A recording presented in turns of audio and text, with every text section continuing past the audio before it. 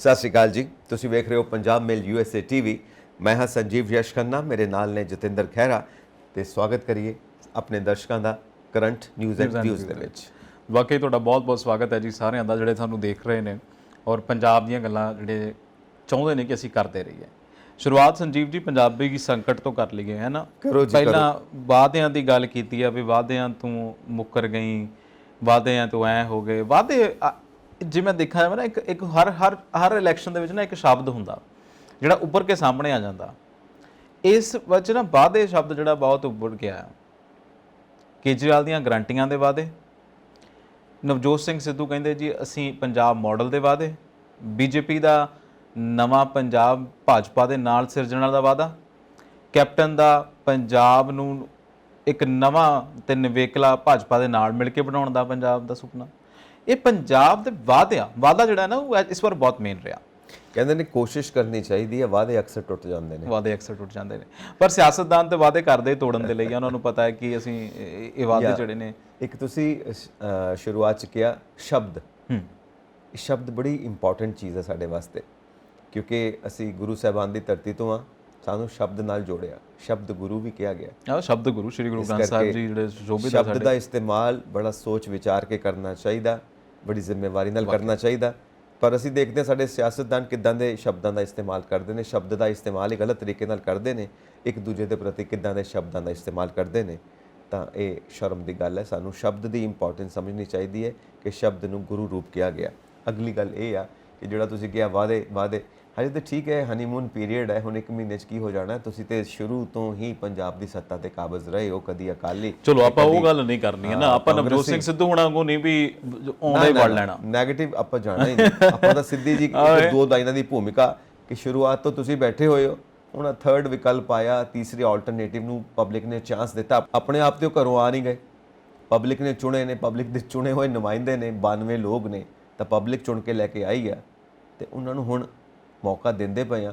ਤੁਹਾਨੂੰ ਪਬਲਿਕ ਨੇ ਰਿਜੈਕਟ ਕੀਤਾ, ਹੂੰਝ ਕੇ ਬਾਹਰ ਮਾਰਿਆ, ਘਰ ਬਿਠਾ ਦਿੱਤਾ। ਹੁਣੇ ਤੁਸੀਂ ਆਪੇ ਤਾਂ ਬਹਿ ਨਹੀਂ ਗਏ, ਪਬਲਿਕ ਦਾ ਫੈਸਲਾ, ਕਿਉਂਕਿ ਲੋਕਤੰਤਰ ਹੈ। ਤਾਂ ਇਸ ਕਰਕੇ ਹੁਣ ਇਹਨਾਂ ਦਾ ਹਨੀਮੂਨ ਪੀਰੀਅਡ ਹੋ ਗਿਆ। ਖੈਰ ਅਸੀਂ ਵੀ ਕਹਿੰਦੇ ਕਿ ਕਾਹਦਾ ਹਨੀਮੂਨ ਯਾਰ, ਤੁਸੀਂ ਦੇਖੋ ਤਾਂ ਸਹੀ ਸਟੇਟ ਦੀ ਹਾਲਤ ਕੀ ਹੈ। ਇਹ ਹਨੀਮੂਨ ਦੇ ਸ਼ਬਦ ਹੁਣ ਛੱਡ ਦਿਓ, ਹੁਣ ਤਾਂ ਆਉਂਦੇ ਹੀ ਕੰਮ ਤੇ ਲੱਗ ਪਵੋ।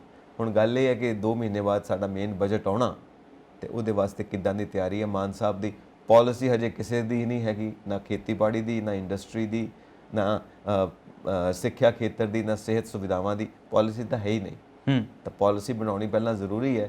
ਲੈ ਕੇ ਸਾਰੇ ਇੰਟੈਲੀਜੈਂਟ ਲੋਕ ਜਿਹੜੇ ਬੈਠੇ ਨੇ ਪੰਜਾਬ ਦੇ ਅੰਦਰ, ਵੱਖੋ-ਵੱਖ ਕਾਲਜਾਂ ਦੇ ਵਿੱਚ, ਯੂਨੀਵਰਸਿਟੀਆਂ ਦੇ ਵਿੱਚ, ਵੱਖੋ-ਵੱਖ ਆਫਿਸਰਸ ਜਿਹੜੇ ਬੈਠੇ ਨੇ, ਇੰਟੈਲੀਜੈਂਸੀਆ ਹੈ ਪੰਜਾਬ ਦਾ, ਉਹਨਾਂ ਨੂੰ ਲੈ ਕੇ ਤੁਸੀਂ ਵਿਉਂਤਬੰਦੀ ਕਰੋ ਕਿ ਰੰਗਲਾ ਪੰਜਾਬ ਬਣਾਉਣਾ ਕਿਵੇਂ ਆ, ਤਾਂ ਹੀ ਕਿਸੇ ਪਾਸੇ ਤੁਰ ਸਕਾਂਗੇ। ਬਾਕੀ ਸਿੱਧੂ ਸਾਹਿਬ ਦੀ ਕੀ ਗੱਲ ਕਰਨ ਲੱਗੇ ਤੁਸੀਂ? ਮੈਂ ਸਿੱਧੂ ਸਾਹਿਬ ਦੀ ਤੇ ਗੱਲ ਕੁਛ ਨਹੀਂ ਕਰਨ ਡਿਆ ਸੀ, ਮੈਂ ਤੇ ਇਹ ਕਹਿ ਰਿਹਾ ਸੀ ਵੀ ਸਿੱਧੂ ਸਾਹਿਬ ਵਾਂਗੂ ਆਪਾਂ ਆਉਂਦਿਆਂ ਨਹੀਂ ਵੜ ਲੈਣਾ। ਬਿਲਕੁਲ ਸਹੀ। ਵੀ ਕੋਈ ਗੱਲ ਕਰੋ, ਮੈਂ ਕਹਿੰਦਾ ਮੈਂ ਆਪ ਕਹਿ ਹੀ ਲਵਾਂ ਤਾਂ ਉਹਨਾਂ ਨੇ ਕਹਿਣਾ ਨਹੀਂ ਆਪ ਨਹੀਂ ਚੰਗੀ। ਮਤਲਬ ਇਹ ਆ ਕਿ ਗੱਲ ਸੁਣੇ ਬਗੈਰ, ਗੱਲ ਕੀਤੇ ਬਗੈਰ, ਜਿਵੇਂ ਹੁਣ ਨਾ ਦੋਹੇ ਪੂਛਾਂ ਚੱਕ ਕੇ, ਜਿਵੇਂ ਉਹ ਕਹਿੰਦੇ ਹੁੰਦੇ ਉਹ ਗੁਰੂ ਹੈ ਨਾ, ਐਂ ਕਰਕੇ ਉਹ ਦੋਹੇ ਹੱਥ ਚੱਕ ਕੇ ਐਵੇਂ ਹੀ ਆਪਸ ਦੇ ਪਗਰ ਪਏ ਹੋਏ ਆ। ਲੈ ਵੀ ਲੈਟ ਇਟ ਬੀ, ਜਿਵੇਂ ਅਸੀਂ ਕਹਿੰਦੇ ਆ ਕਿ ਹਨੀਮੂਨ ਪੀਰੀਅਡ ਆ ਬਾਈ, ਤੁਸੀਂ ਇੰਨਾ ਚਿਰ ਰਾਜ ਕਰ ਲਿਆ। ਮੈਨੂੰ ਲੱਗਦਾ ਇੱਕ ਵਾਹਿਦ ਇਨਸਾਨ ਹੈ ਨਵਜੋਤ ਸਿੰਘ ਸਿੱਧੂ, ਜਿਹੜੇ ਕਿ MP ਵੀ ਰਹੇ ਨੇ, MLA ਵੀ ਰਹੇ ਨੇ, ਔਰ ਉਸ ਤੋਂ ਬਾਅਦ ਕੈਬਨਿਟ ਮਿਨਿਸਟਰ ਵੀ ਰਹੇ ਨੇ। ਸੋ ਇੰਨੀਆਂ ਪੋਸਟਾਂ ਉੱਤੇ ਰਹਿਣ ਦੇ ਬਾਵਜੂਦ ਵੀ ਜੇਕਰ ਤੁਸੀਂ ਕਹਿੰਦੇ ਹੋ ਕਿ ਸਾਡੇ ਹੱਥ ਪਾਵਰ ਨਹੀਂ ਸੀ, ਮੇਰੇ ਕੋਲੇ ਕੁਝ ਹੈ ਨਹੀਂ ਸੀਗਾ, ਤੇ ਫਿਰ ਜਦੋਂ ਤੁਸੀਂ ਮਤਲਬ ਇਵੈਂਚੁਅਲੀ ਤੁਹਾਡੇ ਲਈ CM ਤੇ ਜਾਂ PM ਹੀ ਸਭ ਕੁਝ ਆ, ਇਹੀ ਕਹਿ ਸਕਦੇ। ਫਿਰ ਕੈਬਨਿਟ ਮੰਤਰੀ ਤੁਸੀਂ ਬਣ ਗਏ ਆ, ਉਹ ਤੋਂ ਫਿਰ ਉੱਪਰਲਾ ਉਹਦਾ CM ਰਹਿ ਗਿਆ, ਤੁਸੀਂ CM ਬਣ ਕੇ ਕਰਨਾ ਸੀ। ਫਿਰ ਕਹਿਣਾ ਸੀ ਮੇਰੇ ਕੋਲ ਫਿਰ ਪਾਵਰ ਨਹੀਂ ਹੈਗੀ, ਪਾਵਰ ਕੇਂਦਰ ਤੋਂ ਆ। ਹੁਣ ਇਹ ਮੈਨੂੰ ਚੀਜ਼ਾਂ ਚੰਗੀਆਂ ਨਹੀਂ ਲੱਗਦੀਆਂ, ਕਿਉਂਕਿ ਦੇਖੋ ਜਦੋਂ ਅਸੀਂ ਵਾਕਈ ਅਸੀਂ ਕਰਾਂਗੇ ਹੈ ਨਾ ਬਦਖੋਈਆਂ, ਇਹ ਬਦਖੋਈਆਂ ਹੁੰਦੀਆਂ ਆ। ਜਦੋਂ ਤੁਸੀਂ ਇੱਕ ਤਰਕ ਦੇਣਾ ਹੈ ਨਾ, ਉਹ ਤਰਕ ਲਈ ਸਮਾਂ ਵੀ ਦੇਣਾ ਬਹੁਤ ਜ਼ਰੂਰੀ ਹੈ। ਮਾਨ ਸਾਹਿਬ ਦੀ ਸਰਕਾਰ ਜਿਹੜੀ ਹੈ, ਸਾਨੂੰ ਉਮੀਦਾਂ ਬਹੁਤ ਨੇ, ਕਿਉਂਕਿ ਪੰਜਾਬ ਨੇ ਉਮੀਦ ਚੁਣੀ ਹੈ। ਪੰਜਾਬ ਨੇ ਨਾ ਮੈਂ ਕਹਿੰਦਾ ਆਪ ਚੁਣਿਆ, ਨਾ ਕਾਂਗਰਸ ਚੁਣੀ ਹੈ, ਨਾ ਪੰਜਾਬ ਨੇ BJP ਚੁਣੀ ਹੈ, ਪੰਜਾਬ ਨੇ ਉਮੀਦ ਚੁਣੀ ਹੈ। ਪੰਜਾਬ ਨੂੰ ਲੱਗਦਾ ਕਿ ਉਹ ਵੀ ਖਾ ਗਏ, ਚਲੋ ਇਹ ਦੇਖਦੇ ਹਾਂ ਤੀਸਰੀ ਵਾਰੀ। ਹੁਣ ਉਹ ਉਮੀਦ ਦੇ ਚੱਕਰ 'ਚ ਸੀਗਾ ਵੀ ਚਲੋ ਹੁਣ ਲੱਗ ਗਿਆ ਤਾਂ ਤੀਰ, ਨਾ ਲੱਗਿਆ ਤਾਂ ਤੁੱਕਾ, ਕਿਉਂਕਿ ਪਹਿਲੇ ਵਾਲੀਆਂ ਨੇ ਵੀ ਤੇ ਇਹੀ ਕੁਛ ਕੀਤਾ ਆ। ਹੁਣ ਮਾਨ ਸਾਹਿਬ ਨੇ ਜੋ ਫੈਸਲੇ ਕਰਨੇ ਆ ਉਹ ਹੱਲੇ ਨਹੀਂ ਦੇਖਣੇ ਜਾਣੇ, ਕਿਉਂਕਿ ਐਟਲੀਸਟ ਅਸੀਂ ਮਹੀਨਾ ਜਾਂ 1.5 ਮਹੀਨਾ ਗਿਣਦੇ ਆ ਕਿ ਬਹੁਤ ਕੁਝ ਹੁੰਦਾ ਲੋਕਤੰਤਰ ਦੇ ਵਿੱਚ ਨਾ, ਸਮਝਣ ਨੂੰ ਲੱਗ ਜਾਂਦਾ। ਹੁਣ ਫਿਲਹਾਲ ਵੱਡੀ ਗੱਲ ਇਹ ਸੀਗੀ, ਮੈਂ ਵਾਅਦਿਆਂ ਦੀ ਗੱਲ ਇੱਥੋਂ ਸ਼ੁਰੂ ਕੀਤੀ ਸੀਗੀ ਸੰਜੀਵ ਜੀ, ਕਿ 3 ਲੱਖ ਕਰੋੜ ਦਾ ਕਰਜ਼ਾ ਹਿਸਾਬ ਲਾਓ, ਮੇਰੇ ਵਰਗੇ ਨੂੰ ਤਾਂ ਜ਼ੀਰੋਆਂ ਨਹੀਂ ਪਤਾ ਕਿੰਨੀਆਂ ਹੁੰਦੀਆਂ 3 ਲੱਖ ਕਰੋੜ ਦੇ ਵਿੱਚ, ਹਨਾ। ਇਹ ਸਰਕਾਰਾਂ, ਇਹਨਾਂ ਦੇ ਤੇਲਾਂ ਦੇ ਖਰਚੇ ਹੀ ਇੰਨੇ ਹੁੰਦੇ ਆ। ਤੁਸੀਂ ਕੋਈ ਮਿਨਿਸਟਰ ਲਾ ਲਓ, ਉਹਦੀ ਗੱਡੀ ਦਾ ਤੇਲ ਇੰਨਾ ਲੱਗ ਜਾਂਦਾ, ਪਤਾ ਨਹੀਂ ਕਿੱਥੇ ਜਾਂਦਾ ਆ, ਉਹ ਕਿਹੜੀਆਂ ਜਗ੍ਹਾ ਤੇ ਜਾਂਦਾ ਆ। ਬਿਲਕੁਲ ਕੰਮ ਤੇ ਕੋਈ ਨਹੀਂ ਆਉਂਦਾ, ਪਤਾ ਨਹੀਂ ਫਿਰ ਕਿਹੜੇ ਇੰਨੇ ਤੇਲ ਲਾ ਕੇ ਕੀ ਫੂਕਣ ਦਾ ਕੀ ਫਾਇਦਾ। ਗੱਲ ਇਹ ਹੈ ਕਿ ਇੱਕ ਤਾਂ ਇੰਨੀ ਸਿਕਿਉਰਿਟੀ, ਅੱਗੇ ਪਿੱਛੇ 10-10 ਕਾਰਾਂ, ਇਹ ਤਾਂ ਗੱਲ ਜੀ ਠੀਕ ਆ। ਆਪਾਂ ਮੰਨ ਲੈਂਦੇ ਆ ਕਿ ਜਿੱਦਾਂ ਸਬਸਿਡੀ ਦਿੱਤੀ ਜਾਂਦੀ ਆ, ਆਪਾਂ ਮੰਨ ਲੈਂਦੇ ਆ ਕਿ ਜਿੱਦਾਂ ਹੁਣ ਫ੍ਰੀ ਬਿਜਲੀ ਦਿੱਤੀ ਜਾਣੀ ਆ, ਇਦਾਂ ਫ੍ਰੀ ਕਾਫੀ ਕੁਝ ਦਿੱਤਾ ਜਾਂਦਾ। ਉਹ ਫ੍ਰੀ 'ਚ ਵੀ ਕਾਫੀ ਪੈਸਾ ਖਰਚ ਹੋ ਗਿਆ, ਮੰਨ ਲਿਆ 3 ਲੱਖ ਕਰੋੜ 'ਚੋਂ ਖਰਚ ਹੋ ਗਿਆ, ਤੇ ਨਾਲ ਬਾਕੀ ਕਿੱਥੇ ਗਿਆ? ਕਿਉਂਕਿ ਇੰਨਾ ਵਿਕਾਸ ਤੇ ਕਿਤੇ ਵਿਖਾਈ ਦਿੰਦਾ ਨਹੀਂ ਕਿ 3 ਲੱਖ ਕਰੋੜ ਲੱਗਾ ਹੋਵੇ ਤੇ ਕੁਝ ਵਿਖੇ ਨਾ, ਕਿਉਂਕਿ ਜਿਹੜੀਆਂ ਸੜਕਾਂ ਵੀ ਨੇ ਉਹ ਵੀ ਪ੍ਰਾਈਵੇਟ ਪਲੇਅਰਸ ਨੇ ਬਣਾਈਆਂ ਨੇ। ਅਸੀਂ ਟੋਲ ਟੈਕਸ ਦਿੰਦੇ ਆ ਨਾ ਜਦੋਂ ਆਉਂਦੇ ਜਾਂਦੇ ਉਹ ਤਾਂ ਤੁਸੀਂ ਆਪਣੇ ਪੱਲਿਓਂ ਬਣਾ ਨਾ ਸਕੇ, ਆਪਣੇ ਪੱਲਿਓਂ ਨਹੀਂ ਬਣਾਈਆਂ।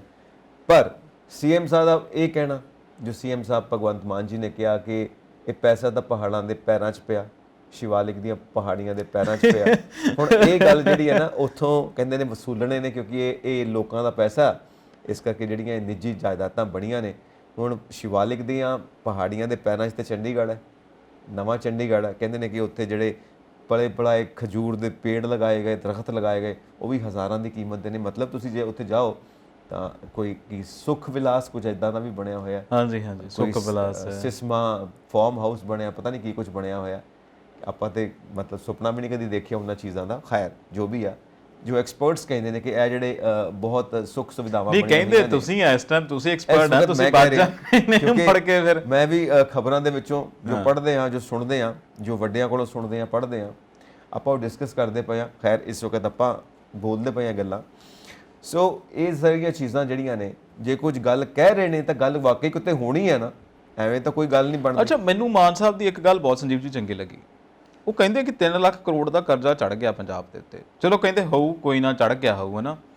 ਕਹਿੰਦੇ ਵੀ ਪਰ ਚੜਿਆ ਕਿੱਦਾਂ? ਜਿਵੇਂ ਤੁਸੀਂ ਹੁਣ ਕਹਿੰਦੇ ਆ ਵੀ ਚੜਿਆ ਕਿੱਦਾਂ? ਹੁਣ ਸਕਰੂਟਨੀ ਕਹਿੰਦੇ ਜੇ ਅਸੀਂ ਕਰਾਉਣੀ ਆ, ਵੀ ਪਤਾ ਤਾਂ ਲੱਗੇ 3 ਲੱਖ ਕਰੋੜ ਕਦੋਂ ਦਾ ਬਣ ਗਿਆ ਭਾਈ, ਹੈ ਨਾ। ਹੁਣ ਆਪਾਂ ਬਾਣੀਆਂ ਤੋਂ ਪੈਸੇ ਲੈ ਲਈਏ ਤੇ ਬਾਣੀਆਂ ਕੱਲਾ ਕਰਕੇ ਦਿਖਾ ਦਿੰਦਾ ਹੁੰਦਾ। ਜਦੋਂ ਤੁਸੀਂ ਕਿਤੇ ਪੁਰਾਣੇ ਜ਼ਮਾਨੇ 'ਚ ਕਰਜ਼ਾ ਲਿਆ ਹੋਵੇ, ਜਾਂ ਹੁਣ ਵੀ ਕਿਸੇ ਤੁਸੀਂ ਪਿੰਡ ਦੇ ਸ਼ਾਹੂਕਾਰ ਤੋਂ ਨਾ ਕਰਜ਼ਾ ਲੈ ਲਓ, 20 ਰੁਪਏ ਵਿਆਜ ਨੂੰ ਦਿੰਦਾ ਉਹ ਹਰ ਤਰੀਕ ਲਿਖਦਾ, ਇੰਨੇ ਨੂੰ ਇੰਨਾ ਵਿਆਜ ਚੜ ਗਿਆ, ਇੰਨੇ ਨੂੰ ਇੰਨਾ ਵਿਆਜ ਚੜ ਗਿਆ।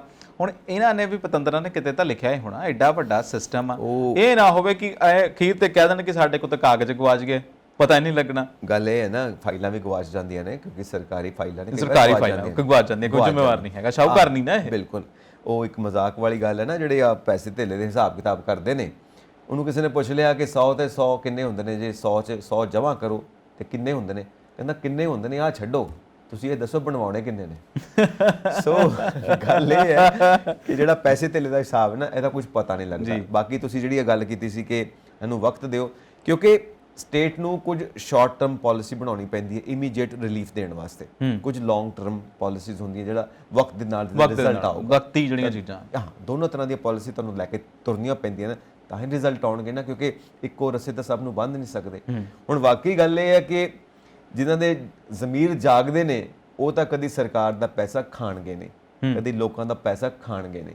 ਹੁਣ ਜਿਹੜੇ ਸੁੱਤੇ ਜ਼ਮੀਰਾਂ ਵਾਲੇ ਨੇ, ਜਾਂ ਜਿਨ੍ਹਾਂ ਦੇ ਜ਼ਮੀਰ ਹੀ ਨਹੀਂ ਹੈਗੇ, ਉਹਨਾਂ ਨੇ ਜ਼ਰੂਰ ਖਾਦੇ ਹੋਣਗੇ। ਕਿਉਂਕਿ ਇਹ ਗੱਲ ਪੱਕੀ ਹੈ, ਜਿੱਦਾਂ ਸਾਰੇ ਮੰਨਦੇ ਨੇ, ਕਿਉਂਕਿ ਬੁੱਧੂ ਤਾਂ ਕੋਈ ਵੀ ਨਹੀਂ ਹੈਗਾ, ਸਾਰੇ ਜਿੱਦਾਂ ਮੰਨਦੇ ਨੇ ਕਿ 3 ਲੱਖ ਕਰੋੜ ਰੁਪਈਆ ਖਰਚ ਨਹੀਂ ਹੋਇਆ ਵਿਕਾਸ ਦੇ ਉੱਤੇ, ਕਿਉਂਕਿ ਅਸੀਂ ਸਾਰੇ ਜਾਣਦੇ ਹਾਂ ਚੋਰ ਮੋਰੀਆਂ ਹੈਗੀਆਂ ਨੇ। ਅੱਛਾ, ਮੈਂ ਨਿੱਕੇ ਠੇਕਿਆਂ 'ਚੋਂ ਲੋਕ ਪੈਸੇ ਕਮਾਉਂਦੇ ਨੇ, ਇਹ ਤਾਂ ਬਹੁਤ ਵੱਡਾ ਠੇਕਾ ਹੈ। ਹੁਣ ਫਿਰ ਠੇਕੇ ਵੀ, ਇੱਕ ਠੇਕਾ ਕਿ ਬਿਨਾਂ ਬੋਲੀ ਤੋਂ ਕਹਿੰਦੇ ਕਈਆਂ ਨੂੰ, ਇੱਕ ਠੇਕਾ ਜਿਹੜਾ ਹੈ ਨਾ, ਇੱਕ ਓਨਰ ਨੂੰ ਕਈ ਠੇਕੇ ਦਿੱਤੇ, ਇੱਕ ਕੰਪਨੀ ਨੂੰ ਕਈ ਠੇਕੇ ਦੇ ਦਿੱਤੇ, ਜਿਹੜਾ ਕਿ ਲੋਕਤੰਤਰ ਦੇ ਵਿੱਚ ਹੋ ਹੀ ਨਹੀਂ ਸਕਦਾ। ਹੁਣ ਤੁਹਾਡਾ ਸ਼ਬਦ ਹੀ ਬੁੱਧੂ, ਇਹ ਵੀ ਹੁਣ ਸਮੇਂ ਦੇ ਨਾਲ ਦੇਖ ਲਓ ਬੁੱਧੂ ਬਦਲ ਗਿਆ, ਹੈ ਨਾ। ਨਹੀਂ ਤਾਂ ਪੀਰ ਬੁੱਧਨ ਸ਼ਾਹ ਹੋਣਾ ਤੋਂ ਬੁੱਧੂ ਆਉਂਦਾ ਕਿ ਉਹ ਬੰਦਾ ਜਿਹਨੂੰ ਬਹੁਤ ਹੀ ਬੁੱਧੀ ਹੋਵੇ। ਸਮੇਂ 'ਚ ਅਸੀਂ ਬਦਲ ਦਿੱਤਾ, ਬੁੱਧੂ ਬਣਾਤਾ ਉਹਨੂੰ। ਤੁਸੀਂ ਕਦੀ ਨੋਟ ਕੀਤਾ ਕਿ ਹਨਾ ਹੁਣ ਅਸੀਂ ਕਰਪਟ ਹੋ ਗਏ ਸਾਰੇ? ਬਿਲਕੁਲ ਹੋ ਗਏ। ਅਸੀਂ ਹੁਣ ਮੰਨਣ ਵੀ ਲੱਗ ਪਏ ਅਸੀਂ ਕਰਪਟ ਹਾਂ। ਤੁਹਾਨੂੰ ਮੈਂ ਕਾਰਨ ਦੱਸਦਾ। ਮੈਂ ਜਦੋਂ ਨਵੀਂ ਸਰਕਾਰ ਆਉਣ ਵਾਲੀ ਸੀ, ਹਲੇ ਵੋਟਾਂ ਹੀ ਪੈਂਦੀਆਂ ਸੀਗੀਆਂ, ਤੇ ਇਦਾਂ ਹੀ ਪਿੰਡ ਦੇ ਬਜ਼ੁਰਗਾਂ ਤੋਂ ਗੱਲਾਂ ਪੁੱਛ ਲੈਣੀਆਂ ਜਾਂ ਕਿਸੇ ਤੋਂ ਪੁੱਛ ਲੈਣੀ, ਕਿਉਂਕਿ ਸਾਨੂੰ ਆਦਤ ਹੁੰਦੀ ਹੈ ਬੀਇੰਗ ਅ ਜਰਨਲਿਸਟ ਨਾ, ਇਹ ਬੜੀ ਆਦਤ ਹੁੰਦੀ ਕਿ ਤੁਸੀਂ ਪੁੱਛਦੇ ਆ ਮਾਹੌਲ ਕੀ ਆ, ਚਾਹੇ ਸਭ ਕੁਝ ਪਤਾ ਹੋਵੇ ਨਾ, ਤਾਂ ਹੀ ਪੁੱਛਦੇ ਨੇ ਮਾਹੌਲ ਕੀ ਆ। ਉਹ ਮਾਹੌਲ ਦੇ ਚੱਕਰ 'ਚ ਮੈਂ ਵੀ ਪੁੱਛਦਾ ਸੀ। ਮੈਂ ਜਿੰਨਿਆਂ ਤੋਂ ਪੁੱਛਿਆ ਪਤਾ ਕੀ ਗੱਲਾਂ ਬਣੀਆਂ, ਉਹ ਸਾਡੇ ਪਿੰਡ ਵਾਲਾ ਸਖਣਾ ਤਾਇਆ, ਉਹ ਵੀ ਇਹੀ ਕਹਿੰਦਾ ਸੀਗਾ। ਕਹਿੰਦਾ ਦੇਖ ਕਾਕਾ, ਇਹ ਤਾਂ ਜਿਹੜੀਆਂ ਪੁਰਾਣੀਆਂ ਸਰਕਾਰਾਂ ਸੀ, ਇਹ ਰੁਪਈਏ ਦੇ ਵਿੱਚੋਂ ਰੁਪਈਆ ਹੀ ਖਰਚ ਗਈਆਂ, ਇਹ ਚਲੋ ਨਵੀਂ ਆਊਗੀ, ਰੁਪਈਏ ਚੋਂ 10 ਪੈਸੇ 20 ਪੈਸੇ ਲਾ ਕੇ ਤੇ ਬਾਕੀ ਖਰਚ ਲਵੇ ਤਾਂ ਚਲੋ ਸਾਨੂੰ ਕੋਈ ਗਿਲਾ ਨਹੀਂ। ਹੁਣ ਲੋਕ ਸਮਝਣ ਲੱਪੇ ਵੀ ਚਲੋ ਅਸੀਂ ਮੈਂ ਵੀ ਸੁਣਦਾ ਸਾਡੀ ਸੋਚ ਕਿੰਨੀ ਕਰਪਟ ਹੋ ਗਈ ਆ। ਇਹ ਇੱਕ ਦਾ ਨਹੀਂ ਹੈ, ਮੈਨੂੰ ਲੱਗਦਾ ਬਤਾ ਸਾਡਾ ਵੀ ਇਹੀ ਹੋਣਾ ਵੀ ਚਲੋ ਪਲੀਜ਼ ਜੇ ਖਰਚਣੇ ਆ ਤਾਂ ਜਾਇਜ਼ ਲਾ ਕੇ ਖਰਚ ਲਓ। ਹੁਣ ਇਹਨਾਂ ਨੇ ਤੇ ਕੋਈ ਜਾਇਜ਼ ਖਰਚੇ ਹੀ ਨਹੀਂ ਸਤਾ ਹੈ ਨਾ। ਹੁਣ ਸਿਸਮਾਂ ਫਾਰਮ, ਸੁੱਖ ਵਿਲਾਸ ਫਾਰਮ, ਫਲਾਣੇ ਥਾਂ ਪ੍ਰਾਪਰਟੀਆਂ, ਫਲਾਣੇ ਥਾਂ ਕੁਛ, ਇਹ ਰੌਲਾ ਪੈ ਗਿਆ। ਇਹ ਰੌਲਾ ਹੁਣ ਕਹਿੰਦੇ ਹੁੰਦੇ ਜਦੋਂ ਅੱਗ ਲੱਗੀ ਹੁੰਦੀ ਉਦੋਂ ਧੂੰਆਂ ਨਿਕਲਦਾ, ਬਿਨਾਂ ਅੱਗ ਤੋਂ ਤਾਂ ਕਦੀ ਧੂੰਆਂ ਨਿਕਲਿਆ ਨਹੀਂ। ਇਹ ਰੌਲੇ ਐਵੇਂ ਨਹੀਂ ਪਏ ਹੈਗੇ। ਹੁਣ ਇਹਨਾਂ ਲੋਕਾਂ ਨੇ ਬਹੁਤ ਵੱਡਾ ਮੂੰਹ ਅੱਡ ਕੇ ਜਿਹੜਾ ਆ ਖਾ ਲਿਆ, ਇੱਥੋਂ ਤੱਕ ਕਿ ਬੜੇ ਬੜੇ ਜਿਹੜੇ ਮਿੱਤਰ, ਸਕੇ ਮਿੱਤਰ ਰਹਿ ਚੁੱਕੇ ਸੀਗੇ ਕੈਪਟਨ ਅਮਰਿੰਦਰ ਹੁਣਾਂ ਦੇ, ਮੈਨੂੰ ਉਹਨਾਂ ਦੇ ਨਾਲ ਮੁਲਾਕਾਤ ਕਰਨ ਦਾ ਮੌਕਾ ਮਿਲਿਆ, ਇੰਟਰਵਿਊ ਮੈਂ ਕੀਤੀ ਉਹਨਾਂ ਦੇ ਨਾਲ।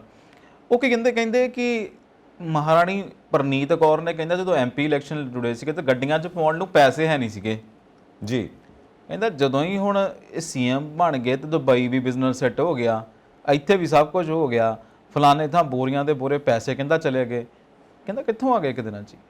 ਇਹ ਕਿਤੇ ਨਾ ਕਿਤੇ ਤਾਂ ਫਿਰ ਹੈ ਹੀ ਨਾ ਵੀ 3 ਲੱਖ ਕਰੋੜ ਕੱਲਾ ਇਹ ਪੰਜਾਬੀਆਂ ਦੇ ਨਾਮ ਮੰਨੋ, ਇਹ 3 ਲੱਖ ਕਰੋੜ ਰੁਪਈਆ ਉਹਨਾਂ ਦੇ ਵੀ ਮੰਨੋ ਜਿਹੜੇ ਸੱਤਾ ਦੇ ਕਾਬਜ਼ ਸੀਗੇ। ਕਿਉਂਕਿ ਸੱਤਾ ਤੇ ਜਿਹੜੇ ਕਾਬਜ਼ ਸੀਗੇ ਉਹਨਾਂ ਦੇ, ਇਸ ਕਰਕੇ ਸਕਰੂਟਨੀ ਕਰਾਉਣੀ ਮੈਨੂੰ ਲੱਗਦਾ ਚੰਗੀ ਗੱਲ ਹੈ ਸੰਜੀਵ ਜੀ। ਹਾਂ ਚੰਗੀ ਗੱਲ ਹੈ। ਦੇਖੋ ਨਾ, ਸਿੱਧੀ ਸਾਦੀ ਗੱਲ ਇਹ ਹੈ ਕਿ ਪਬਲਿਕ ਦਾ ਪੈਸਾ ਪਬਲਿਕ ਕੋਲ ਆਉਣਾ ਚਾਹੀਦਾ, ਜੇ ਜਿਸ ਵਾਸਤੇ ਖਰਚ ਹੋਣਾ ਚਾਹੀਦਾ ਉੱਥੇ ਹੀ ਖਰਚ ਹੋਣਾ ਚਾਹੀਦਾ। ਕਿਉਂ ਉਹਦੇ ਵਿੱਚ ਆਪਾਂ ਮਤਲਬ ਅਮਾਨਤ ਵਿੱਚ ਖਿਆਨਤ ਕਰਨਾ ਹੀ ਹੁੰਦਾ ਹੈ, ਕਿਉਂਕਿ ਜਿਹੜੀ ਪਬਲਿਕ ਦੀ ਅਮਾਨਤ ਹੈ ਉਹਦੇ 'ਚ ਖਿਆਨਤ ਕੀਤੀ, ਤੁਸੀਂ ਆਪਣੇ ਘਰਾਂ 'ਚ ਲੈ ਗਏ, ਬਿਲਕੁਲ ਗਲਤ ਆ। ਠੀਕ ਹੈ ਨਾ, ਜਿਹੜੀ ਪਬਲਿਕ ਦਾ ਸਾਰੀ ਪ੍ਰਾਪਰਟੀ ਆ ਉਹ ਪਬਲਿਕ ਨੂੰ ਮਿਲਣੀ ਚਾਹੀਦੀ ਹੈ, ਤਾਂ ਹੀ ਪੰਜਾਬ ਨੂੰ ਅਸੀਂ ਬਣਾ ਸਕਦੇ ਹਾਂ। ਤਾਂ ਆਹ ਜਿਹੜਾ ਤੁਸੀਂ ਸ਼ਬਦ ਇਸਤੇਮਾਲ ਕੀਤਾ ਸੀ ਨਾ, ਇਹਦੇ ਉੱਤੇ ਵੀ ਬੜੀ ਡਿਬੇਟ ਹੁੰਦੀ ਹੈ ਕਿ ਜਿੱਥੇ ਅੱਗ ਹੋਵੇ ਉੱਥੇ ਧੂੰਆਂ ਹੁੰਦਾ, ਬਿਨਾਂ ਅੱਗ ਤੋਂ ਤਾਂ ਧੂੰਆਂ ਹੋ ਨਹੀਂ ਸਕਦਾ। ਇੱਕ ਵਾਰੀ ਇੱਕ ਬੜੇ ਸਿਆਣੇ ਸੀ, ਉਹਨਾਂ ਨੇ ਕੀ ਕੀਤਾ, ਘੜਾ ਲੈ ਲਿਆ, ਘੜੇ ਨੂੰ ਚੁੱਲ੍ਹੇ ਉੱਤੇ ਮੁੱਦਾ ਮਾਰਤਾ, ਅੱਗ ਬਲਦੀ ਪਈ ਸੀ, ਅੱਗ ਦਿੱਤੀ ਬੁਝਾ, ਉਹ ਧੂੰਆਂ ਹੀ ਧੂੰਆਂ ਹੋ ਗਿਆ। ਘੜੇ 'ਚ ਧੂੰਆਂ ਇਕੱਠਾ ਕਰ ਲਿਆ, ਚੱਪਣੀ ਲਾਤੀ, ਉੱਤੋਂ ਢੱਕਣ ਲਾਤਾ, ਚੁੱਕ ਕੇ ਬਾਹਰ ਆ ਗਏ। ਕਹਿੰਦੇ ਲਓ ਜੀ ਅੱਗ ਤਾਂ ਹੈ ਨਹੀਂ, ਧੂੰਆਂ ਕੱਢ ਕੇ ਦਿਖਾਣਾ, ਉਹ ਧੂੰਆਂ ਹੀ ਧੂੰਆਂ। ਕਹਿੰਦੇ ਜ਼ਰੂਰੀ ਨਹੀਂ ਕਿ ਅੱਗ ਹੋਵੇ ਤਾਂ ਹੀ ਧੂੰਆਂ ਨਿਕਲੂ, ਕਈ ਵਾਰ ਵੈਸੇ ਵੀ ਧੂੰਆਂ ਲੋਕ ਬਣਾ ਦਿੰਦੇ ਨੇ। ਖੈਰ ਇਹ ਡਿਬੇਟ ਆ, ਇਹ ਤਹਿਕੀਕਾਤ ਹੈ। ਪਰ ਪਤਾ ਇਹਦੇ 'ਚ ਕੰਟੈਕਸ ਆ। ਹੁਣ ਅੱਗ ਦਾ ਮਤਲਬ ਨਿਰੀਪੁਰੀ ਅੱਗ ਨਹੀਂ ਹੁੰਦੀ। ਹਾਂਜੀ, ਅੱਗ ਦਾ ਮਤਲਬ ਹੁੰਦਾ ਤੱਤਾ। ਤੱਤਾ ਹੋਊਗਾ ਤੇ ਧੂੰਆਂ ਨਿਕਲਣਾ, ਧੂੰਆਂ ਤੱਤੇ ਤੋਂ ਬਿਨਾਂ ਕਦੇ ਹੋਣਾ ਹੀ ਨਹੀਂ। ਹਾਂ ਇਹ ਗੱਲ ਕਲੀਅਰ ਹੋ ਗਈ ਦਰਸ਼ਕਾਂ ਨੂੰ ਕਿ ਜਿੱਥੇ ਤੱਤਾ ਜ਼ਰੂਰ ਹੋਣਾ ਚਾਹੀਦਾ। ਹਾਂ, ਤੇ ਇਸ ਕਰਕੇ ਸਮਝ ਲੈਣਾ ਚਾਹੀਦਾ, ਕਿਉਂਕਿ ਦੇਖੋ ਇਹ ਤਾਂ ਪਹਿਲਾਂ ਵੀ ਪੁਰਾਣੇ ਜ਼ਮਾਨੇ 'ਚ ਵੀ ਇਦਾਂ ਹੋਇਆ ਵੀ ਘਾਹ ਫੂਸ ਕੇ ਤੇ ਉਹਦੀ ਧੂੰਆਂ ਕਰਕੇ ਤੇ ਬਣਾ ਲੈਣਾ, ਕਹਿਣਾ ਅੱਗ ਥੋੜੀ ਆ। ਬਿਲਕੁਲ ਹੁਣ ਤੱਤਾ ਤਾਂ ਹੈਗਾ ਹੀ ਆ ਜੀ, ਤਾਂ ਹੀ ਧੂੰਆਂ ਆਇਆ। ਉਹ ਉਹਨਾਂ ਦਿਨ ਹੀ ਚੱਲੂਗਾ ਜਿੰਨਾ ਦਿਨ ਉਹ ਤੱਤਾ ਆ। ਜਦੋਂ ਧੂੰਆਂ ਠੰਡਾ ਪੈ ਗਿਆ ਨਾ, ਉਦੋਂ ਧੂੰਆਂ ਨਹੀਂ ਰਹਿਣਾ। ਬਿਲਕੁਲ ਅੱਗ ਤੇ ਧੂੰਆਂ ਦਾ ਬਹੁਤ ਵੱਡਾ ਰਿਸ਼ਤਾ ਆ, ਵਿੱਚੋਂ ਨਿਕਲਦੇ ਆ ਤੱਤਾ। ਹੁਣ ਤੱਤਾ ਮਸਲਾ ਕਿਹੜਾ ਹੋਰ ਹੈਗਾ ਜਿਹੜੇ ਉੱਤੇ ਆਪਾਂ ਗੱਲਬਾਤ ਕਰਨੀ ਆ। ਨਵਜੋਤ ਸਿੰਘ ਸਿੱਧੂ ਬੜੇ ਤੱਤੇ ਹੋਏ ਫਿਰਦੇ ਨੇ। ਹਾਂ ਤੱਤੇ ਮੈਨੂੰ ਲੱਗਦਾ ਕੋਈ ਵੀ ਗੱਲ ਕਹਿ ਲਓ ਨਾ ਨਵਜੋਤ ਸਿੰਘ ਸਿੱਧੂ, ਫਿਰ ਉਹ ਆਪਣਾ ਰਾਗ ਜਿਹੜਾ ਨਾ ਉਹ ਛੱਡਦੇ ਹੀ ਨਹੀਂ ਗਏ। ਉਹ ਬੜੇ ਸ਼ੇਰ ਬਹੁਤ ਮਾਰਦੇ ਨੇ, ਇੱਕਦਮ ਮੁਹਾਵਰੇ ਮਾਰ ਕੇ ਨਾ ਸਾਹਮਣੇ ਵਾਲੇ ਦਾ ਮਤਲਬ। ਨਹੀਂ ਮੈਂ ਸ਼ੁਰੂ ਤੋਂ ਹੀ ਕਹਿੰਦਾ ਵੀ ਨਵਜੋਤ ਸਿੰਘ ਸਿੱਧੂ ਬੜੇ ਚੰਗੇ ਸਪੀਕਰ ਨੇ, ਪਰ ਚੰਗੇ ਸਪੀਕਰ ਹੀ ਨੇ। ਉਹ ਕਹਿੰਦੇ ਨੇ ਗੱਲਾਂ ਦਾ ਕੜਾਹ ਬਣਾਉਣਾ ਤਾਂ ਫਿਰ ਮਿੱਠਾ ਥੋੜਾ ਕਿਉਂ ਪਾਉਣਾ, ਰੱਜ ਕੇ ਮਿੱਠਾ ਪਾਉਂਦੇ, ਰੱਜ ਕੇ ਸਟੇਜ ਠੋਕਦੇ ਆ। ਤੁਸੀਂ ਦੇਖਣੀਆਂ ਸੀ ਉਹਨਾਂ ਦੀਆਂ ਸਪੀਚਾਂ। ਇੱਕ ਗੱਲ ਉਹ ਆਮ ਕਹਿੰਦੇ ਸੀ ਸਪੀਚ ਦੇ ਵਿੱਚ, ਜਦੋਂ ਅੱਜ ਕੱਲ੍ਹ ਉਹ ਕੈਂਪੇਨ ਦੇ ਵਿੱਚ ਸਪੀਚ ਹੁੰਦੀ ਸੀਗੀ ਕਿ ਗੁਰੂ ਸਾਹਿਬ ਕਹਿੰਦੇ ਮਰਦ ਕਿਹੜਾ ਚੰਗਾ ਤੇ ਔਰਤ ਕਿਹੜੀ ਚੰਗੀ। ਉਹ ਫਿਰ ਇਹ ਜਿਹੜੀ ਲਾਈਨ ਸੀ ਨਾ ਇਸ ਪੂਰੀ ਸਪੇਸ ਦੇ ਵਿੱਚ, ਇਹ ਪੂਰੀ ਮਤਲਬ ਉਹਨਾਂ ਦੇ ਪੂਰੇ ਕੈਂਪੇਨ, ਚਾਹੇ ਉਹ ਅੰਮ੍ਰਿਤਸਰ ਦੇ ਵਿੱਚ ਕੈਂਪੇਨ ਕਰ ਰਹੇ ਆ, ਚਾਹੇ ਉਹ ਮਾਲਵਾ 'ਚ ਕਿਤੇ ਕੈਂਪੇਨ ਕਰ ਰਹੇ ਆ, ਚਾਹੇ ਦੁਆਬੇ 'ਚ ਕੈਂਪੇਨ ਕਰਨੇ ਆਏ ਆ, ਇਹ ਕਿੱਸਾ ਉਹਨਾਂ ਨੇ ਹਰੇਕ ਸਟੇਜ ਤੋਂ ਸੁਣਾਇਆ। ਅੱਛਾ ਜੀ। ਫਿਰ ਮੈਂ ਸੋਚਦਾ ਸੀ ਵੀ ਇਹ ਕਿਉਂ ਹੋ ਰਿਹਾ, ਸ਼ਬਦਾਂ ਦੇ ਜਾਲ ਬੁਣਨ ਵਾਲੇ ਤੋਂ ਸ਼ਬਦ ਕਿਵੇਂ ਮੁੱਕ ਗਏ, ਸਟੋਰੀ ਸੇਮ ਹਰੇਕ ਥਾਂ ਤੇ ਕਿੱਦਾਂ ਚੱਲਦੀ ਹੈ। ਹਾਂਜੀ। ਪਰ ਫਿਰ ਲੋਕਾਂ ਨੇ ਸੁਣਾਤਾ ਬੰਦਾ ਕਿਹੜਾ ਚੰਗਾ ਤੇ ਔਰਤ ਕਿਹੜੀ ਚੰਗੀ। ਵਾਹ ਵਾਹ, ਰਾਤਾਂ ਨਾ। ਕਿਉਂਕਿ ਦੇਖੋ ਇਨਸਾਨ ਆਪਾਂ ਕਿਵੇਂ ਕਹਿੰਦੇ ਚੰਗਾ ਮਾੜਾ ਕੋਈ ਨਹੀਂ ਹੈ, ਹਾਲਾਤ ਆ ਜਿਹੜੇ ਚੰਗੇ ਮਾੜੇ ਹੁੰਦੇ ਨੇ। ਔਰ ਉਹਨਾਂ ਹਾਲਾਤਾਂ ਦੇ ਵਿੱਚ ਅਸੀਂ ਕਈ ਵਾਰੀ ਐਦਾਂ ਘਿਰ ਜਾਂਦੇ, ਸਾਨੂੰ ਪਤਾ ਵੀ ਨਹੀਂ ਲੱਗਦਾ ਅਸੀਂ ਕਦੋਂ ਪਲੀਤ ਹੋ ਗਏ ਤੇ ਕਦੋਂ ਅਸੀਂ ਉੱਚੇ ਉੱਠੇ ਗਏ। ਹਾਂ ਸਹੀ ਗੱਲ ਹੈ। ਸੋ ਹਾਲਾਤਾਂ ਤੋਂ ਬਚਣਾ ਚਾਹੀਦਾ ਆ, ਹੈਨਾ। ਹਾਲਾਤਾਂ ਤੋਂ ਬਚਣ ਦੇ ਲਈ ਅਸੀਂ ਜਿੰਨਾ ਕਰ ਸਕਦੇ ਉਹਨਾਂ ਕਰ ਲੈਣਾ ਆ।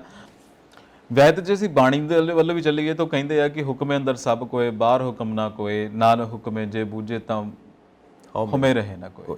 ਹਉਮੈ ਰਹੇ ਨਾ ਕੋਈ, ਉਹਦਾ ਮਤਲਬ ਇਹੀ ਬਾਬਾ ਜੀ ਕਹਿੰਦੇ ਨੇ ਕਿ ਜਿਹਦੇ ਉੱਤੇ ਅਕਾਲ ਪੁਰਖ ਦੀ ਕਿਰਪਾ ਹੋ ਜਾਵੇ, ਜਦੋਂ ਸਮਝ ਜਾਂਦਾ ਇਸ ਗੱਲ ਨੂੰ ਕਿ ਸਭ ਕੁਝ ਉਹਦੇ ਹੁਕਮ ਦੇ ਵਿੱਚ ਆ, ਤਾਂ ਉਹਦੇ ਵਿੱਚ ਹਉਮੈ ਨਿਕਲ ਜਾਂਦੀ ਹੈ, ਉਹਦੇ ਵਿੱਚੋਂ ਮੈਂ ਨਿਕਲ ਜਾਂਦੀ ਹੈ। ਇਸ ਵਾਰ ਇਹ ਲੱਗਿਆ ਕਿ ਕਿਤੇ ਨਾ ਕਿਤੇ ਓਵਰ ਕੌਨਫੀਡੈਂਸ ਆ ਸਿੱਧੂ ਸਾਹਿਬ ਸਿੱਧੂ ਸਾਹਿਬ ਦੇ ਵਿੱਚ, ਉਹ ਹਮੇਸ਼ਾ ਹੀ ਰਹਿੰਦਾ। ਔਰ ਉਸ ਓਵਰ ਕੌਨਫੀਡੈਂਸ ਦੇ ਵਿੱਚ ਬੜੇ ਸਾਰੇ ਪੱਤਰਕਾਰਾਂ ਨੇ ਉਹਨਾਂ ਨੂੰ ਇਹ ਸਵਾਲ ਪੁੱਛੇ ਵੀ ਤੁਸੀਂ ਬੋਲਦੇ ਨਹੀਂ ਚੱਜ ਨਾਲ। ਉਹ ਕਹਿੰਦੇ ਜੀ ਮੈਂ ਤਾਂ ਜੱਟ ਬੂਟ ਵਾਲੀ ਬੋਲਦਾ। ਇਹ ਕੋਈ ਜਵਾਬ ਨਹੀਂ ਹੋਇਆ ਤੁਹਾਡਾ। ਜੱਟ ਬੂਟ ਇਦਾਂ ਬੋਲਦੇ ਹੁੰਦੇ ਉਹੀ ਜਵਾਬ ਨਹੀਂ ਹੋਇਆ। ਫਿਰ ਉਹ ਕਹਿੰਦੇ ਜੀ ਦਿਲ 'ਚ ਸੱਚ ਆ ਤੇ ਇਹਦਾ ਮਤਲਬ ਤੁਸੀਂ ਜੋ ਮਰਜ਼ੀ ਬੋਲੀ ਜਾਓ। ਇਦਾਂ ਨਹੀਂ ਹੁੰਦਾ। ਤੁਹਾਡੇ ਦਿਲ 'ਚ ਸੱਚ ਮੈਨੂੰ ਕਿਵੇਂ ਪਤਾ ਲੱਗੂ? ਗੱਲ ਮੈਂ ਕੋਈ ਅੰਦਰੋਂ ਸਕੈਨਿੰਗ ਕਰਦਾ ਪਿਆ ਨਹੀਂ ਨਾ। ਤੁਹਾਡੀ ਜ਼ੁਬਾਨ ਤੇ ਜੋ ਆ ਉਹ ਆਊਗਾ। ਹੁਣ ਜੇ ਦਿਲ 'ਚ ਸੱਚ ਹੈ ਤਾਂ ਇਹਦਾ ਮਤਲਬ ਤੁਸੀਂ ਬਦਕਲਾਮੀ ਕਰੋਗੇ, ਬਦਜ਼ੁਬਾਨੀ ਕਰੋਗੇ। ਤੁਸੀਂ ਦੱਸੋ, ਤੁਸੀਂ ਕਹਿੰਦੇ ਮੇਰੇ ਦਿਲ 'ਚ ਸੱਚ ਹੈ। ਗੁਰੂ ਸਾਹਿਬਾਨ ਨੇ ਕੀ ਕਿਹਾ? ਦਿਲ 'ਚ ਸੱਚ ਹੈ ਤਾਂ ਬਾਣੀ ਉਚਰਦੀ ਹੈ। ਠੀਕ ਹੈ ਨਾ। ਬਾਣੀ ਲਿਖੀ ਸ੍ਰੀ ਗੁਰੂ ਗ੍ਰੰਥ ਸਾਹਿਬ, ਰਹਿੰਦੀਆਂ ਸਦੀਆਂ ਤੱਕ ਸਭ ਨੂੰ ਚਾਨਣ ਬਖਸ਼ਦਾ ਹੈ ਇਸ ਪਵਿੱਤਰ ਗ੍ਰੰਥ ਨੇ। ਉਹ ਬਾਣੀ ਹੈ, ਦਿਲ 'ਚ ਸੱਚ ਹੈ, ਸਾਰੇ ਭਗਤਾਂ ਦੀ ਬਾਣੀ ਹੈ। ਹੁਣ ਤੁਹਾਡੇ ਜੇ ਦਿਲ 'ਚ ਸੱਚ ਹੈ, ਮੈਂ ਉਹ ਉਮੀਦ ਤਾਂ ਨਹੀਂ ਕਰ ਸਕਦਾ ਕਿ ਤੁਸੀਂ ਪੈਗੰਬਰਾਂ ਵਾਲੀ ਗੱਲ ਕਰੋਗੇ। ਮੈਂ ਉਹ ਉਮੀਦ ਤਾਂ ਨਹੀਂ ਕਰ ਸਕਦਾ, ਪਰ ਤੁਸੀਂ ਕਮ ਸੇ ਕਮ ਸਲੀਕੇ ਵਾਲੀ ਭਾਸ਼ਾ ਦਾ ਬੋਲੋਗੇ। ਇਹ ਥੋੜਾ ਕਿ ਦਿਲ 'ਚ ਸੱਚ ਹੈ ਤਾਂ ਜੋ ਅਵਾ ਤਵਾ ਬੋਲੀ ਜਾਓ ਇਦਾਂ ਥੋੜਾ ਚੱਲਦਾ। ਤੁਹਾਨੂੰ ਤਾਂ ਇਹ ਇਜਾਜ਼ਤ ਸਾਡਾ ਸੰਵਿਧਾਨ ਵੀ ਨਹੀਂ ਦਿੰਦਾ ਕਿ ਤੁਹਾਡੇ ਜਿਹੜਾ ਨਾਲ ਨਾਗਰਿਕ ਦੂਜਾ ਖੜਾ ਹੈ, ਭਾਰਤ ਦਾ ਵਾਸੀ ਖੜਾ, ਪੰਜਾਬ ਦਾ ਵਾਸੀ ਖੜਾ, ਤੁਸੀਂ ਉਹਨਾਂ ਨਾਲ ਬਦ ਕਲਾਮੀ ਕਰੋ, ਉਹਦੀ ਬੇਇੱਜ਼ਤੀ ਕਰੋ। ਸੰਵਿਧਾਨ ਵੀ ਇਹਦੀ ਇਜਾਜ਼ਤ ਨਹੀਂ ਦਿੰਦਾ। ਜੋ ਨੈਚੁਰਲ ਜਸਟਿਸ ਹੈ ਉਹ ਵੀ ਇਹਦੀ ਇਜਾਜ਼ਤ ਨਹੀਂ ਦਿੰਦਾ। ਬਾਣੀ ਵੀ ਇਹਦੀ ਇਜਾਜ਼ਤ ਨਹੀਂ ਦਿੰਦੀ। ਓਏ ਹੁਣ ਫਿਰ ਲੋਕ ਉਹੀ ਗੱਲ ਆ ਨਾ ਕਿ ਕਹਿੰਦੇ ਚੱਲ ਸੋ ਚੱਲ ਆਈ ਆ ਵੀ ਭੰਡਾ ਭੰਡੋਰੀਆ ਕਿੰਨਾ ਕਪਾਰ, ਇੱਕ ਮੁੱਠੀ ਚੱਕ ਲਾ ਦੂਜੀ ਤਿਆਰ। ਅੱਜ ਕੱਲ ਲੋਕ ਸਿਆਣੇ ਨੇ। ਮਤਲਬ ਕੀ ਸਿੱਧ ਕੀ ਕਰਨਾ ਚਾਹੁੰਦੇ ਹੋ? ਸਿੱਧੂ ਸਾਹਿਬ ਕੀ ਸਿੱਧ ਕਰਨਾ ਚਾਹੁੰਦੇ ਨੇ? ਚਲੋ ਅਕਸਰ ਸੰਜੀਵ ਜੀ ਨਾ ਤੁਹਾਨੂੰ ਦੱਸ ਦਵਾਂ, ਸਾਰਿਆਂ ਨੂੰ ਬੜੇ ਪਿਆਰ ਦੇ ਨਾਲ ਸਿੱਧੂ ਹੋਣਾ ਦੇ ਗੁਣ ਗਾਉਂਦੇ ਨੇ। ਬਿਲਕੁਲ ਇਹਨਾਂ ਨੂੰ ਬੜੇ ਚੰਗੇ ਲੱਗਦੇ ਆਫ ਦਾ ਕੈਮਰਾ ਇਹਨਾਂ ਨੂੰ ਬੜੇ ਵਧੀਆ ਲੱਗਦੇ ਨੇ। ਪਰ ਅੱਜ ਦੇਖ ਲਓ ਨਾ ਇਹ ਕਿਉਂ? ਇਹ ਕਿਉਂ? ਇਸ ਕਰਕੇ ਕਿ ਜੋ ਨਹੀਂ ਹੋਣਾ ਚਾਹੀਦਾ। ਤੁਸੀਂ ਇੱਥੋਂ ਸਬਕ ਸਿੱਖੋ ਕਿ ਤੁਸੀਂ ਬਹੁਤ ਵੱਡੇ ਵੱਡੇ ਅਹੁਦਿਆਂ ਤੇ ਰਹੇ, ਠੀਕ ਆ, ਪਰ ਹਾਰ ਕਿਉਂ ਗਏ? ਪਬਲਿਕ ਨਹੀਂ ਹਰਾਇਆ ਨਾ। ਵਾਹ ਕਮਾਲ। ਅਹੁਦਿਆਂ ਤੇ ਕਿਹਨੇ ਬਿਠਾਇਆ? ਰਾਈਮਿੰਗ ਵੀ ਹੋ ਗਈ ਅੱਜ। ਮੈਂ ਕਿਹਾ ਬੜੇ ਵੱਡੇ ਵੱਡੇ ਅਹੁਦਿਆਂ ਤੇ ਰਹੇ ਪਰ ਹਾਰ ਕਿਉਂ ਗਏ? ਬਿਲਕੁਲ ਰਾਈਮਿੰਗ ਹੋ ਗਈ। ਅੱਗੇ ਚੱਲਦੇ ਆ। ਈਡੀ ਇਦਾਂ ਲੱਗਦੀ ਹੈ ਕਿ ਕਿਤੇ ਨਾ ਕਿਤੇ ਚਰਨਜੀਤ ਚੰਨੀ ਹੋਣਾ ਦੇ ਸ਼ਿਕੰਜਾ ਕਸਣ ਨੂੰ ਫਿਰਦੀ ਹੈ ਨਾ। ਕਹਿੰਦੇ ਹਮ ਤਾਂ ਵਹੀਂ ਕੇ ਵੀ ਨਹੀਂ ਰਹੇ, ਹਮ ਯਹੀਂ ਕੇ ਵੀ ਨਹੀਂ रहेंगे, ये मौका था, मौका ही नहीं ले सके, जिंदगी अब नहीं देगी तो अब सोचने का भी क्या फायदा। ਬਿਲਕੁਲ ਜਿੱਦਾਂ ਚੰਨੀ ਸਾਹਿਬ ਕਹਿੰਦੇ ਨਾ, ਕਿਆ ਗੱਲ ਕਰਦੇ ਹੋ, ਕਿਆ ਹੀ ਬਾਤਾਂ ਕਰਦੇ ਹੋ। ਹੁਣ ਕੱਲ ਵੈਸੇ ਸੋਰਸਾਂ ਨੇ ਹਲੇ ਸੂਤਰ ਕਹਿੰਦੇ ਆ ਕਿ ਉਹਨਾਂ ਦੇ ਬੇਟੇ ਤੋਂ ਵੀ ਪੁੱਛਗਿੱਛ ਹੋਈ ਹੈ, ਜਿਹੜੇ ਉਹਨਾਂ ਦਾ ਅਸਲੀ ਬੇਟਾ ਹੈ, ਵੱਡੇ ਬੇਟੇ ਤੋਂ ਜਿਹੜੀ ਪੁੱਛਗਿੱਛ ਹੋਈ ਆ ਇਸ ਮਾਮਲੇ ਦੇ ਵਿੱਚ। ਹਲੇ ਸਾਨੂੰ ਪਤਾ ਨਹੀਂ ਹੈ ਕਿ ਹੋਈ ਹੈ ਕਿ ਨਹੀਂ ਹੋਈ, ਪਰ ਚੰਨੀ ਸਾਹਿਬ ਤੋਂ ਵੀ ਪੁੱਛਗਿੱਛ ਹੋਈ ਹੈ। 5-6 ਘੰਟੇ ਪੁੱਛਗਿੱਛ ਚੱਲੀ ਆ ਔਰ ਕਿਤੇ ਨਾ ਕਿਤੇ ਇਹ ਲੱਗਦਾ ਕਿ ਸ਼ਿਕੰਜਾ ਕੱਸਿਆ ਜਾਣਾ ਆ। ਇਹ ਹੁਣ ਸ਼ਿਕੰਜਾ ਕਿਵੇਂ ਕੱਸਿਆ ਜਾਊਗਾ, ਕਿੱਦਾਂ ਹੋਊਗਾ? ਇਹ ਦੋ ਸੰਜੀਵ ਜੀ ਦੇ ਵਿੱਚ ਜਿਹੜੇ ਇੱਕ ਸ਼ਿਕੰਜਾ ਦੋ ਚੀਜ਼ਾਂ ਤੇ ਕੱਸਿਆ ਜਾ ਸਕਦਾ। ਇੱਕ ਤਾਂ ਕਹਿੰਦੇ ਜੀ ਤਬਾਦਲਿਆਂ ਨੂੰ ਲੈ ਕੇ ਮੋਟੀਆਂ ਰਕਮਾਂ ਵਸੂਲੀਆਂ ਗਈਆਂ, ਉਹਨੂੰ ਲੈ ਕੇ ਪੁੱਛਗਿੱਛ ਹੋ ਰਹੀ ਆ, ਜਿਹੜੇ ਟਰਾਂਸਫਰ ਹੋਏ ਆ। ਦੂਸਰਾ ਸਾਨੂੰ ਪਤਾ ਹੀ ਹੈ ਕਿ ਭੁਪਿੰਦਰ ਹਨੀ ਵਾਲਾ ਕੇਸ, ਜਿਹੜਾ ਮਾਈਨਿੰਗ ਵਾਲਾ ਕੇਸ ਹੈ, ਉਹਨੂੰ ਲੈ ਕੇ ਗੱਲਬਾਤ ਹੋ ਰਹੀ ਹੈ। ਹੁਣ ਜੇ ਵਾਕਈ ਇਦਾਂ ਹੋਊਗਾ ਤੇ ਫਿਰ ਗੱਲ ਤੇ ਉਹੀ ਹੈ ਨਾ ਕਿ ਆਮ ਤੋਂ ਖਾਸ ਹੋਣ ਲਈ ਸਭ ਕੁਝ ਕਰਨਾ ਪਿਆ, ਜਾਂ ਫਿਰ ਇੱਕ ਖਾਸ ਲੋਕਾਂ ਦੀ ਰਾਜਨੀਤੀ ਦੇ ਵਿੱਚ ਆਮ ਬੰਦੇ ਨੂੰ ਜਗ੍ਹਾ ਬਣਾਉਣ ਦੇ ਲਈ ਇਹ ਸਭ ਕੁਝ ਕਰਨਾ ਪਿਆ। ਚਲੋ ਫਿਲਹਾਲ ਇਹ ਸਮਾਂ ਦੱਸੇਗਾ, ਕਿਉਂਕਿ ਹਲੇ ਤੱਕ ਤਾਂ ਇਹ ਤੇ ਕਮੈਂਟ ਨਹੀਂ ਕਰਨਾ। ਪਰ ਇਹਦੇ ਵਿੱਚ ਇੱਕ ਵੱਡੀ ਜਿਹੜੀ ਪ੍ਰੋਗਰੈਸਿਵ ਜਿਹੜੀ ਚੀਜ਼ ਮੈਨੂੰ ਲੱਗਦੀ ਹੈ ਉਹ ਹੈ ਕਿ ਪਹਿਲਾਂ 16 ਤਰੀਕ ਜਿਹੜਾ ਸੀਗਾ ਸਮਾਂ ਰੱਖਿਆ ਗਿਆ ਸੀਗਾ ਇਹਦੀ ਹੀਅਰਿੰਗ ਦਾ, ਵੀ ਪੁੱਛਗਿੱਛ ਕਰਨੀ ਸੀਗੀ, ਸ਼ਾਮਲ ਹੋਣਾ ਸੀਗਾ ਚੰਨੀ ਸਾਹਿਬ ਹੁਣਾਂ ਨੇ ਵੀ। ਉਹ ਕਿਤੇ ਨਾ ਕਿਤੇ 20 ਕਰ ਦਿੱਤੀ। ਕਹਿੰਦੇ ਜੀ ਜਿਹੜੇ ਵਕੀਲ ਸੀਗੇ ਈਡੀ ਵੱਲੋਂ, ਸਰਕਾਰੀ ਵਕੀਲ, ਉਹਨਾਂ ਨੇ ਸਮਾਂ ਜਿਹੜਾ ਆ ਮੰਗਿਆ, ਉਹਨਾਂ ਨੂੰ ਕੋਈ ਕੰਮ ਆ। ਪਰ ਮੈਨੂੰ ਕਿਤੇ ਨਾ ਕਿਤੇ ਇਹ ਲੱਗਦਾ ਕਿ ਈਡੀ ਹਲੇ ਕਹਿੰਦੀ ਹੈ ਕਿ ਸ਼ਾਇਦ ਕਿਤੇ ਹੋਰ ਕੜੀਆਂ ਵੀ ਖੰਗਾਲੀਆਂ ਜਾਣ। ਇਹ ਸਮਾਂ ਉਸ ਲਈ ਵੀ ਕਿਤੇ ਨਾ ਕਿਤੇ ਲਿਆ ਜਾ ਸਕਦਾ। ਜਿਵੇਂ ਹੁਣ ਉਹਨਾਂ ਦੇ ਬੇਟਾ ਸਾਹਿਬ ਤੋਂ ਵੀ ਕਹਿੰਦੇ ਜੀ ਪੁੱਛਗਿੱਛ ਕੀਤੀ ਹੋਈ ਆ, ਤੇ ਇੱਦਾਂ ਲੱਗਦਾ ਕਿ ਕਿਤੇ ਨਾ ਕਿਤੇ ਉਹ ਕੜੀ ਨਾ ਕੜੀ ਮਿਲਾਈ ਜਾ ਰਹੀ ਹੈ। ਔਰ ਸਮਾਂ ਜਿਹੜਾ ਆ ਇੱਕ ਕਹਿ ਲਈਏ ਕਿ ਲੂਪ ਹੋਲ ਜਿਹੜਾ ਹੈ, ਲੂਪ ਕ੍ਰੀਏਟ ਕੀਤਾ ਜਾ ਰਿਹਾ ਕਿ ਸਮਾਂ ਮਿਲ ਜਾਵੇ ਸਾਨੂੰ। ਹੋ ਸਕਦਾ, ਕਿਉਂਕਿ ਹਰੇਕ ਏਜੰਸੀ ਦੀ ਆਪਣੀ ਇੱਕ ਸਟ੍ਰੈਟਜੀ ਆ, ਉਹ ਉਸ ਦੇ ਤਹਿਤ ਕੰਮ ਕਰਦੀ ਹੈ। ਕਈ ਵਾਰ ਲੱਗਦਾ ਸਮਾਂ ਲੈ ਰਹੀ ਹੈ, ਪਰ ਕਈ ਵਾਰ ਸਮਾਂ ਨਹੀਂ ਲੈ ਰਹੀ ਹੁੰਦੀ, ਉਹ ਕੁਝ ਹੋਰ ਗੇਮ ਹੁੰਦੀ ਹੈ। ਮਤਲਬ ਇਹ ਆ, ਮਕਸਦ ਇਹ ਹੈ ਕਿ ਸੱਚ ਬਾਹਰ ਆਵੇ। ਡਾਟਸ ਮਿਲਾ ਰਹੇ ਨੇ ਸਾਰੇ, ਜਦੋਂ ਡਾਟਸ ਮਿਲ ਜਾਣਗੇ ਕੇਸ ਸੋਲਵ ਹੋ ਜਾਣਾ। ਗੱਲ ਸੁਣਨ ਵਾਲੀ ਇਹ ਹੈ, ਗੱਲ ਸਮਝਣ ਵਾਲੀ ਇਹ ਹੈ ਕਿ ਜੋ ਵੀ ਉਹਨਾਂ ਦੇ ਭਤੀਜੇ ਕੋਲ ਪੈਸੇ ਆਏ, ਉਹ ਕਿੱਥੋਂ ਆਏ, ਉਹ ਕਿਹਦੀ ਸ਼ਹਿ ਸੀ ਉਹਨੂੰ, ਕਿਉਂਕਿ ਉਹ ਬਿਨਾਂ ਸਪੋਰਟ ਤੋਂ ਤੇ ਕੋਈ ਬੰਦਾ ਗੇਮ ਨਹੀਂ ਖੇਡ ਸਕਦਾ। ਜੇ ਚੰਨੀ ਸਾਹਿਬ ਨੂੰ ਬੁਲਾਇਆ ਗਿਆ, ਕਿਉਂ ਬੁਲਾਇਆ ਗਿਆ, ਅੰਦਰ ਕੀ ਗੱਲਬਾਤ ਹੋਈ, ਉਹ ਤਾਂ ਸਾਨੂੰ ਨਹੀਂ ਪਤਾ ਨਾ। ਉਹ ਤਾਂ ਈਡੀ ਦਾ ਅੰਦਰ ਇੰਟਰਨਲ ਮਾਮਲਾ ਹੈ, ਉਹਨਾਂ ਕੋਲ ਹੈ। ਜਦੋਂ ਕੋਰਟ 'ਚ ਜਾਏਗਾ ਮਾਮਲਾ, ਉਦੋਂ ਸਾਹਮਣੇ ਆਉਣਗੀਆਂ ਗੱਲਾਂ। ਫਿਲਹਾਲ ਉਹ ਇਨਵੈਸਟੀਗੇਸ਼ਨ ਦਾ ਹਿੱਸਾ, ਇਸ ਕਰਕੇ ਉਹ ਆਊਟ ਨਹੀਂ ਹੋ ਸਕਦਾ। ਪਰ ਉਹਨਾਂ ਨੂੰ ਬੁਲਾਇਆ ਤਾਂ ਗਿਆ ਨਾ, ਸਭ ਦੀ ਨਜ਼ਰ ਵਿੱਚ ਇਹ ਗੱਲ ਹੈ। ਇਹ ਤਾਂ ਚੱਲ ਰਿਹਾ। ਹੁਣ ਇਸ ਨੂੰ ਮੈਂ ਇੱਕ ਅਲੱਗ ਨਜ਼ਰੀਏ ਤੋਂ ਦੇਖਦਾ। ਮੇਰਾ ਨਜ਼ਰੀਆ ਇਹ ਰਹੇਗਾ ਕਿ ਇਸ ਤਰ੍ਹਾਂ ਦੇ ਸਿਸਟਮ ਦੇ ਵਿੱਚ ਜਿੱਥੇ ਇੱਕ ਸਾਬਕਾ ਸੀਐਮ ਨੂੰ ਬੁਲਾਇਆ ਜਾਂਦਾ, ਔਰ ਇਹ ਸਭ ਚੱਲਦਾ ਪਿਆ। ਇਸ ਤਰ੍ਹਾਂ ਦੇ ਸਿਸਟਮ ਨੂੰ ਭਗਵੰਤ ਮਾਨ ਕਿੱਦਾਂ ਹੈਂਡਲ ਕਰਨਗੇ? ਟੀਮ ਤਾਂ ਇਹੀ ਆ, ਇਹੀ ਲੋਕ ਨੇ ਜਿਹੜੇ ਬਦਲੀਆਂ ਵਾਸਤੇ ਪੈਸੇ ਦਿੰਦੇ ਨੇ ਕਿ ਮਲਾਈਦਾਰ ਅਹੁਦੇ ਚਾਹੀਦੇ ਨੇ, ਉੱਥੇ ਜਾ ਕੇ ਅਸੀਂ ਬੈਠੀਏ ਤੇ ਉੱਥੇ ਜਾ ਕੇ ਅਸੀਂ ਕੰਮ ਕਰੀਏ।